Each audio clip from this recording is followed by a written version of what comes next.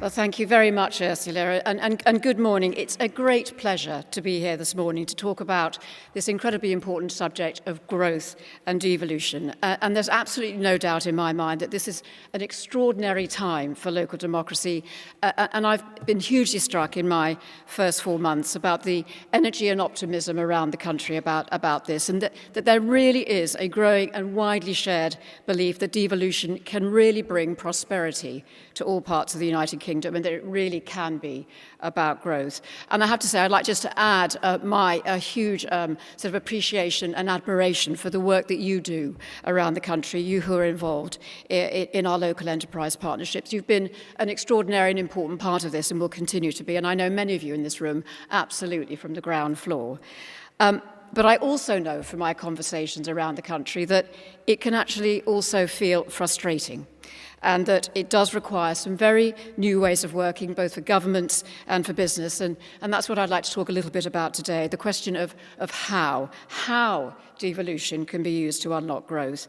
And also, I think as importantly, how unintended consequences can be prevented that could work in the other direction. And so, if I may, I'd like to talk about 3 of what we at the CBI see as the most successful drivers of successful devolution over the next few years. And the first will come as no surprise. It's the need for strong local leadership with a relentless focus on the economics rather than the process or the politics or the structures. And I think actually a lot of this is rooted in things which I know you talk about all the time, but I think are very striking, and that it is this view that the city region is going to be the most important driver of economic growth in the next few years. I think we can see this actually across the world, that one of the defining characteristics of our era is the drive towards urbanization and the rise of the city. And McKinsey forecasts that by 2025 there will be 600 cities in the world that account for 65% of global GDP, 65%, and that 200 of those will be Chinese. Now, what is the great challenge for us? I think the great challenge for us is that 20 to 30 or maybe even more of those cities will be in the UK. And if they are going to be, and if we're going to do that, then we need to see ourselves and our cities as in competition. And not in competition with each other. It's not Liverpool versus Manchester or Bristol versus Southampton. It's in competition with other cities around the world. And that's what makes local leadership so vital to lead our city regions, with a focus on competitiveness, based and rooted in economics. And one of the things that we've been doing at the CBI is just having a look around the world at some of the great examples. Actually, we've got a lot here in the UK, but just some of the international ones that have caught our eye. Bilbao, Lyon and Denver really are poster children for some of this. They all had local leaders who stepped up and were counted. They put political differences aside to focus on shared economic goals. And in all 3 cities, local leaders and local firms worked hand in hand. So in Bilbao, for example, a regenerated downtown area attracting investment, a new metro, improving transport links, and a river cleanup that made the city absolutely lovely to live in. And none of these were standalone schemes. I think that's the really important part. For each of them, there was a roadmap for growth drawn up by politicians and businesses working together. And we're seeing this across the country, and I know so many of you are involved in exactly this kind of plan, and increasingly focused on global markets with local roots. I had to say a fascinating example caught my eye recently, that Buckinghamshire Thames Valley LEP, I don't know if you're here today, but working with Buckinghamshire County Council, working together to secure the expansion of Pinewood Studios. I think a really great example of this, a bastion of Britain's global creative industries. We're really good at them, home to Star Wars and James Bond, but reaping the benefits of local action. So that's the first driver I wanted to talk about, strong local leadership rooted in economics and competitiveness, putting process and structures and politics on one side. The second point I want to make is actually about the role of central government and just the need to beware complexity. The current approach to devolution, I think it has many merits, but it does feel, or it can feel, like 1,000 flowers blooming, that there are a range of city and region deals that are all a little different from each other, and it can feel like devolve first and ask questions later. And the businesses that I speak to are asking a range of questions. They're concerned and they're asking a range of questions, and the questions are really these. Which powers will be devolved, which geographic areas, how will success and performance be measured, and how do we ensure that these areas covered by different deals continue to work together? These are really important questions. And then there are also, beyond this, questions about policy initiatives that have crossed what can be seen, I think, as the red line of national competencies like tax and regulation. Of course, devolution means giving local leaders the space to do things differently. That is the point. But giving away more tax powers risks creating a patchwork quilt of unmeasurable outcomes. And the end result, which we must avoid, is that firms spend more time dealing with compliance than they do investing in their local communities, and there's a real risk of fragmentation. So what can governments do about it? Well, we would suggest clarity in 3 areas. First of all, where?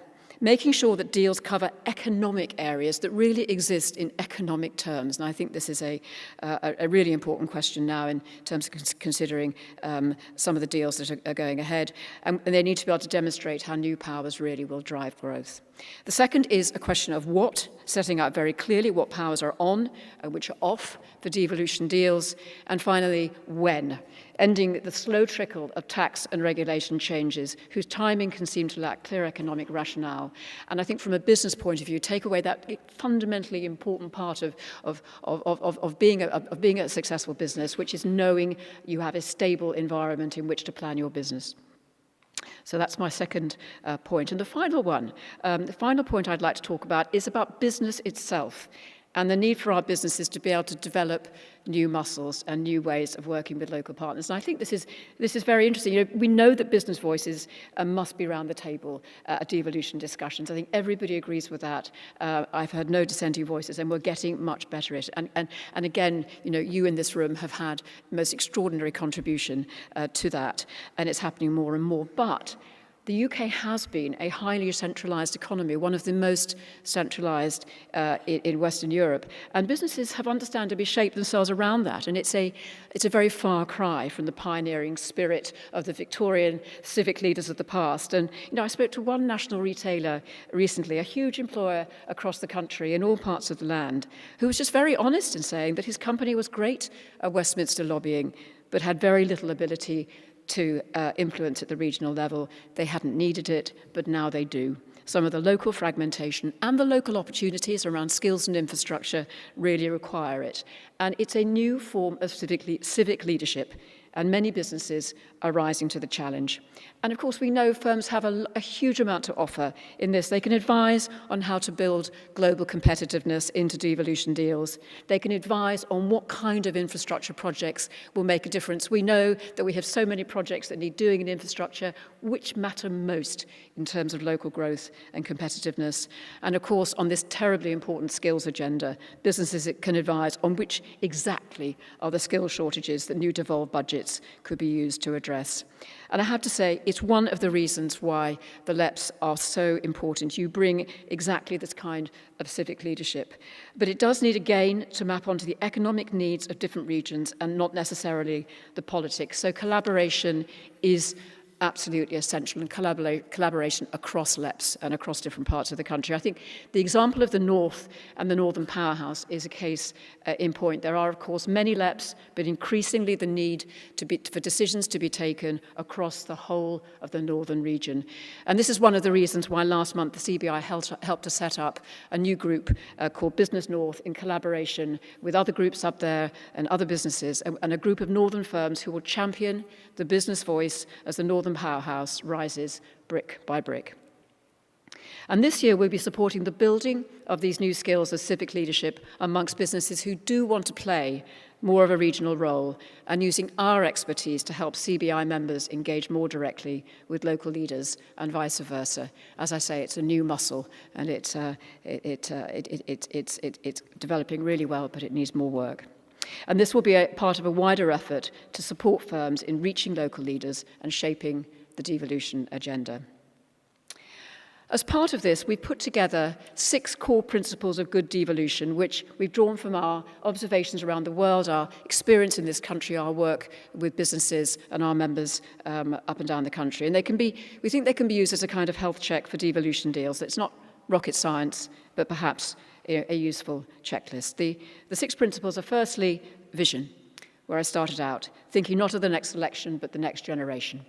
Direction, clear, credible local leadership. And I have to say the Northern Transport Strategy is an excellent example of where government, local leaders and 11 Northern LEPs have set out a clear economic case and are now leading the charge to transform the area's transport links.